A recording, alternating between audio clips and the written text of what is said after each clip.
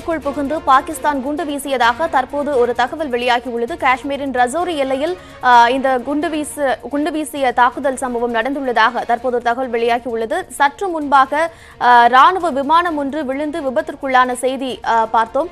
அதைத் தொடர்ந்து தற்பொழுது காஷ்மீரின் ரஜோரி எல்லையில் அத்துமீறி குண்டு வீசியது என ANI செய்தி நிறுவனம் தற்போது ஒரு தகவலை சொல்லியிருக்கிறது. இது குறித்து செய்தியாளர் சுசித்ராவிடம் கேட்கலாம். சுசித்ரா, இந்த தகவலுடைய பின்னணி என்ன, சொல்லுங்க. ஜம்முவில் அமைந்துள்ள ரஜோரி என்ற பகுதியில், அதாவது குறிப்பாக நௌஷேரா செக்டாரில் உள்ள இந்திய ராணுவ முகாமின் மீது தற்பொழுது பாகிஸ்தானுடைய ராணுவத்தின் சார்ந்த விமானங்கள் குண்டு வீசி தாக்குதல் நடத்தி இருப்பதாக ஒரு அதிகாரப்பூர்வ தகவலை தற்பொழுது உள்துறை அமைச்சகமானது தெரிவித்திருக்கிறது. அதாவது ரோந்து பணியில் ஈடுபட்டிருந்த 2 விமானங்கள் விபத்துக்குள்ளாகிய சற்று நேரத்தில் தற்பொழுது பாகிஸ்தானானது அத்துமீறி இந்த தாக்குதலை நடத்தி இருப்பதாகவும் தற்பொழுது உள்துறை அமைச்சகம் தெரிவித்திருக்கிறது. இதே பகுதியில் நேற்று ராணுவ முகாமில் பாகிஸ்தானுடைய ராணுவ வீரர்கள் அத்துமீறி தாக்குதல் நடத்தியதில் 5 இந்தியாவை சேர்ந்த 5 ராணுவ வீரர்கள் அதாவது சிக்கியது குறிப்பிடத்தக்கது. அவர்கள் 5 பேருமே தற்பொழுது ராணுவ மருத்துவமனையில் சிகிச்சைக்காக அனுமதிக்கப்பட்டிருக்கிறார்கள். அதனைத் தொடர்ந்து 2வது நாளாக தற்பொழுது பாகிஸ்தானுடைய ராணுவமானது ரஜோரி செக்டார் பகுதியில் அமைந்திருக்கும் இந்திய ராணுவ முகாமின் மீது தாக்குதல் நடத்தி வருகிறார்கள். ஆனால் தற்பொழுது வரையிலும் எந்த ஒரு உயிரிழப்பும் ஏற்பட்டுள்ளதாக தகவல்களை அதிகாரப்பூர்வமாக உள்துறை அமைச்சகமானது அறிவிக்கவில்லை. ஆனால் நேற்று நடைபெற்ற தாக்குதலில் 5 ராணுவ வீரர்கள் அதாவது சிக்கியது குறிப்பிடத்தக்கது. இன்றும் அதே போல் 2வது முறையாக தொடர்ந்து பாகிஸ்தான் ராணுவமானது இந்திய ராணுவ முகாமினை குறிவைத்து தாக்குதல் நடத்தி வருகிறது.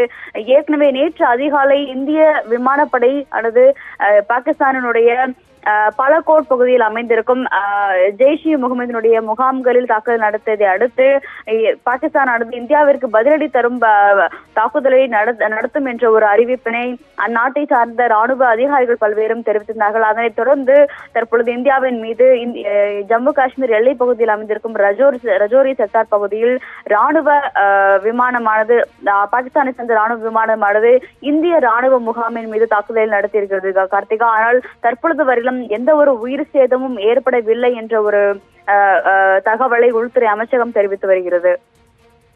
இந்த தாக்குதலில் உயிர் சேதம் ஏதும் ஏற்படவில்லை என்று அமைச்சகம் தெரிவித்துள்ளது. மேலும் 40 CRPF வீரர்கள் கொல்லப்பட்ட சம்பவத்திலிருந்து தொடர்ந்து அடுத்தடுத்து தாக்குதல்கள் நடத்தப்பட்டு வருகிறது. இந்தியா பாகிஸ்தானின் தீவிரவாத முகாம்களை அழித்ததை தொடர்ந்து தற்போது பாகிஸ்தானின் விமானம் F-16 விமானம் காஷ்மீர் எல்லையில் பறந்ததை தற்போது இந்திய ராணுவ படையினர் விரட்டி அடித்துள்ளனர். அதைத் தொடர்ந்து தற்பொழுது இந்த குண்டுவெடிப்பு சம்பவம் நிகழ்ந்துள்ளது.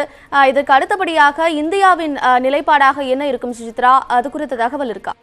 நிச்சயமாக தற்பொழுது வரையிலும் ஜம்மு காஷ்மீர் எல்லை மட்டுமல்லாமல் பஞ்சாப் மற்றும் பாகிஸ்தானுடனான அந்த லாகூர் எல்லை பகுதியிலும் தற்பொழுது இந்தியாவினுடைய பாதுகாப்பானது பலப்படுத்தப்பட்டிருக்கிறது.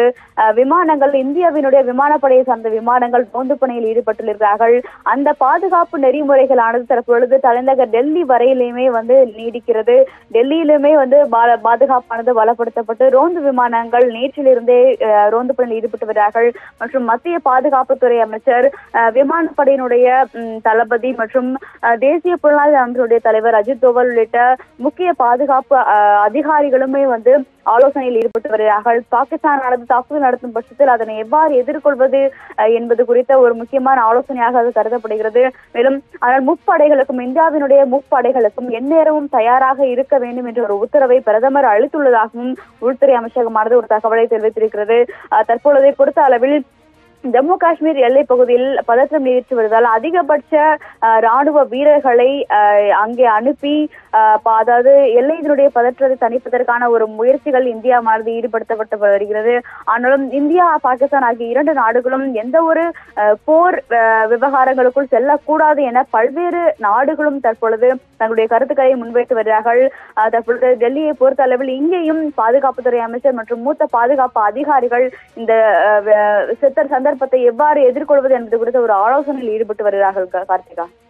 ஏற்கனவே பாகிஸ்தான் அமைதிக்கு ஒரு வாய்ப்பு அளிக்க வேண்டும் என்று நேற்று முன்தினம் கூறியிருந்தது. அந்த நிலையில் தற்போது இந்த தாக்குதல் நடைபெற்றிருக்கிறது. மேலும் நேற்று பாகிஸ்தானின் கூட்டம் நடைபெற்ற பொழுது இந்த ஆலோசனைகள் நடத்தப்பட்டதா? அந்த ஆலோசனையின் விளைவாக தற்பொழுது இந்த குண்டு வீசிய சம்பவம் நிகழ்ந்துள்ளதா சுசித்ரா?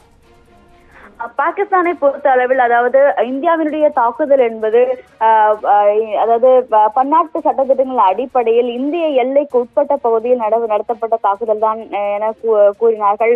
ஆனாலும் பாகிஸ்தானானது அத்துமீறி இந்தியா அந்த தாக்குதலை இருப்பதாகவும் அதற்கு தகுந்த பதிலடியானது தங்கள் தரப்பிலிருந்து வழங்கப்படும் என்ற ஒரு கருத்தை அவர்கள் முன்வைத்தார்கள். பாகிஸ்தானை பொறுத்த அளவில் ஜெய்ஷ் இ முகமது, லஷ்கர் இ தொய்பா உள்ளிட்ட எந்த ஒரு தீவிரவாத இயக்கங்களுக்கும் தங்கள் நாடுகளில் இடம் இருப்பதாக அவர்கள் எப்பொழுதும் ஒப்புக்கொண்டதில்லை. அதே சமயத்தில் இந்தியாவுடைய தாக்குதல் என்பது பாகிஸ்தானை குறிவைத்தே நடத்தப்படும் தாக்குதல் என்ற ஒரு கருத்துக்களை அவர்களுடைய ராணுவ தளபதி அசூர் நேற்று ஏற்கனவே தெரிவித்திருந்தார். அது நிச்சயமாக நேற்று பிரதமர் இம்ரான்கான் அவர்களுடைய தலைமையில் நடைபெற்ற அந்த பாதுகாப்பிற்கான ஆலோசனை கூட்டத்தின் அடிப்படையில் தான் இந்த தாக்குதலானது தற்பொழுது நடைபெற்று வருவதாகவும் உள்துறை அமைச்சகத்தினுடைய வட்டாரங்கள் தெரிவிக்கின்றன.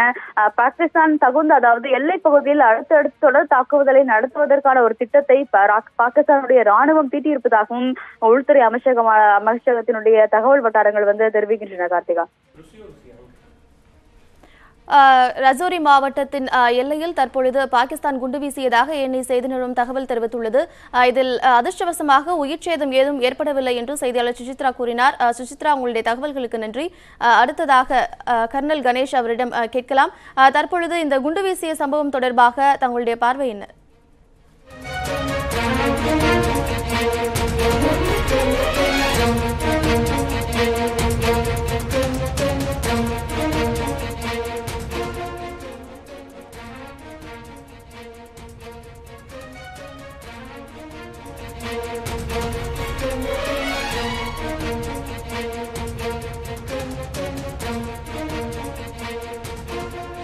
கர்னல், தற்போது காஷ்மீரின் ரஜோரி எல்லையில் தற்போது பாகிஸ்தான் குண்டு வீசி தாக்குதல் சம்பவத்தை நடத்தியுள்ளது.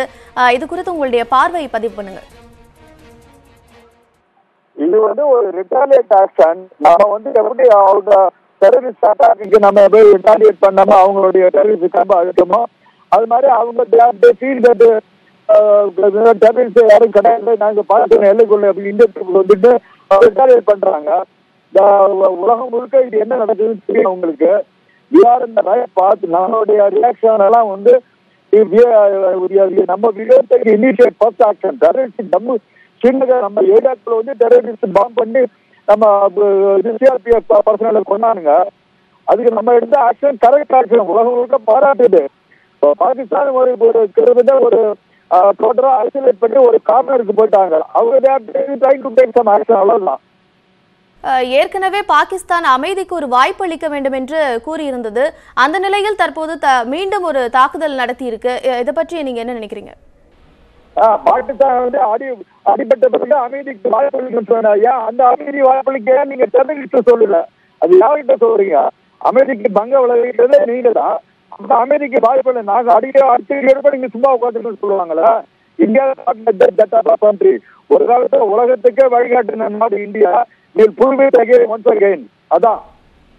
கிட்டத்தட்ட இது ஒரு போர் சூழலாகவே பார்க்கப்படுகிறது. இதை ஒரு போருக்கான அறிகுறியா எடுத்துக்கலாமா சார்? தாராளமா எடுத்துக்கலாம். இப்படிப்பா யாரும் எதுவும் சொல்ல முடியாது. அதாவது எத்தனை முட்டாள்கள் தான் போல ஆரம்பிக்கிறானுங்க. அந்த முட்டாள்கள் தான் ஸ்ரீநகர்ல அட்டாக் பண்ணானுங்க. ஒரு நாட்டுக்குள்ள இது மாதிரி அவங்க என்ன நினைக்கிறாங்க? 4 பேரை பாம்பு கொண்டுட்டா உடனே அவங்க டோட்டல் இந்தியா சரண்டர் ஆகுன்னு நினைக்கிறானுங்களா? இது எப்படி சாத்தியமாகும்? ஏற்கனவே போர் சூழல் எல்லாம் பார்த்திருக்கிறீர்கள்.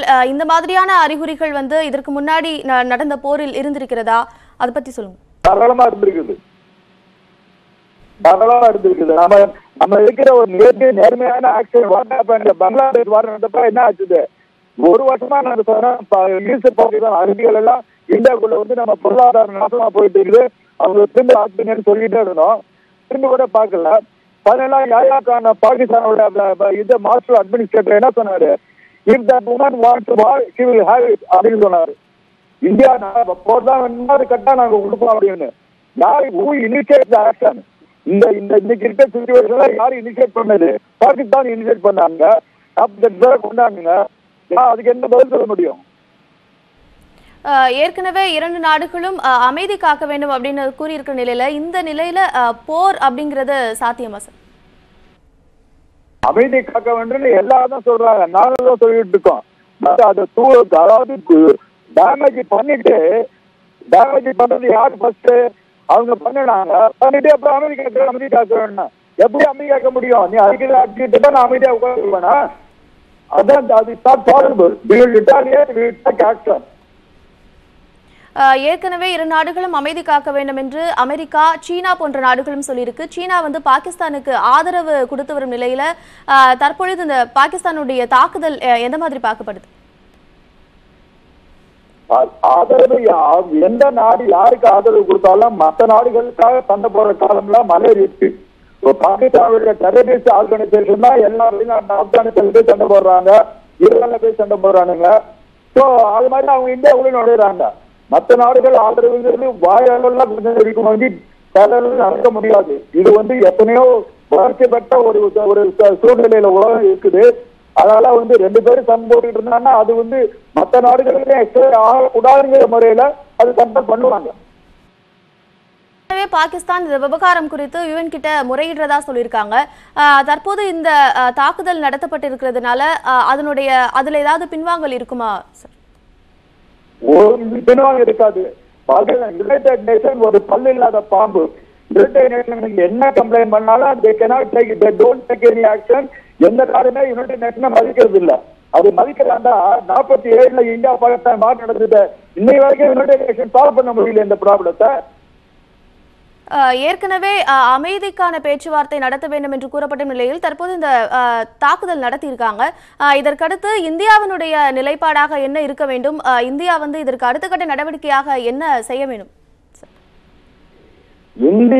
இந்தியாவிட போர்க்கால சூழ்நிலைய மற்ற நாடுகள் திணிச்சாங்கன்னா இந்திய நாட்டு மக்களும் இந்திய வீரர்களும் அதை எதிர்கொள்ள எந்த காலத்திலும் தயாரா இருப்பாங்க.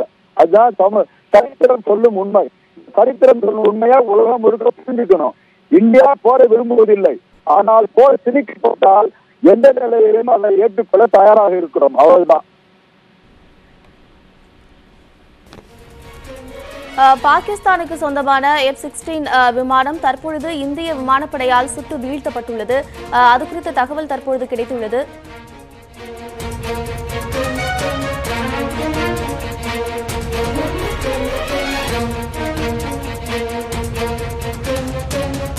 இந்திய எல்லைக்குள் நுழைந்த பாகிஸ்தானின் F-16 ரக விமானம் தற்பொழுது சுட்டு வீழ்த்தப்பட்டுள்ளதாக தற்போது ஒரு தகவல் கிடைக்கப்பட்டுள்ளது.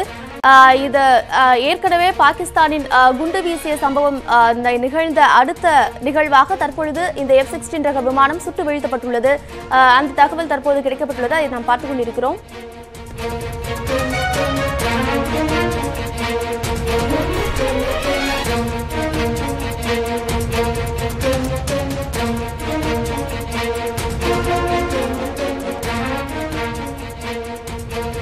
இந்திய எல்லைக்குள் நுழைந்த பாகிஸ்தானின் F-16 ரக விமானம் தற்பொழுது இந்திய படை வீரர்களால் சுட்டு வீழ்த்தப்பட்டுள்ளதாக தகவல் கிடைத்துள்ளது. பாகிஸ்தான் விமானி பாராசூட்டில் குதித்து தப்பியதாக தற்போது தகவல் கிடைத்துள்ளது.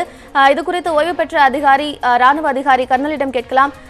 கர்னல், சொல்லுங்க, தற்பொழுது இந்த விமானம் சுட்டு வீழ்த்தப்பட்டிருக்கிறது, இது குறித்து உங்க பார்வை என்ன?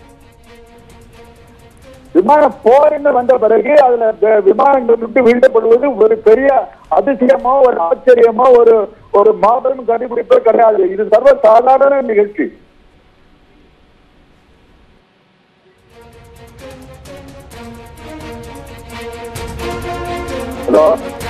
இந்திய விமானக்குள் நுழைந்த பாகிஸ்தான் F-16 விமானம் தற்பொழுது சுட்டு வீழ்த்தப்பட்டிருக்கிற தகவல் கிடைத்திருக்கிறது. இதற்கு அடுத்த கட்ட நடவடிக்கையாக எனக்கும் பாகிஸ்தானினுடைய தாக்குதல் தொடருமா? இந்தியாவின் பாதுகாப்பு ஏற்பாடுகள் எல்லாம் எந்த மாதிரியான இருக்கும் சார்? நான் ஒரு ஓய்வு பெற்ற ராணுவ அதிகாரி. எந்த நாடுமே பாதுகாப்பு பலப்படுத்தி ஸ்ட்ராங்கா தான் இருக்கிறாங்க. அந்த விதத்துல இந்தியா எந்த விதத்திலும் அதுக்கு தயாரித்த நாடு கிடையாது. அப்படி இல்லப்ப நம்மளும் ரெடியா தான் இருப்போம். அதுல ஒன்றும் சந்தேகமே கிடையாது. ஜம்மு காஷ்மீர், அமிர்தசரஸ் போன்ற பல மாவட்டங்களில் தற்பொழுது பாதுகாப்பு விஷயங்கள் பலப்படுத்தப்பட்டுள்ளதாக தகவல் கிடைத்துள்ளது. உங்களுடைய தகவல்கள்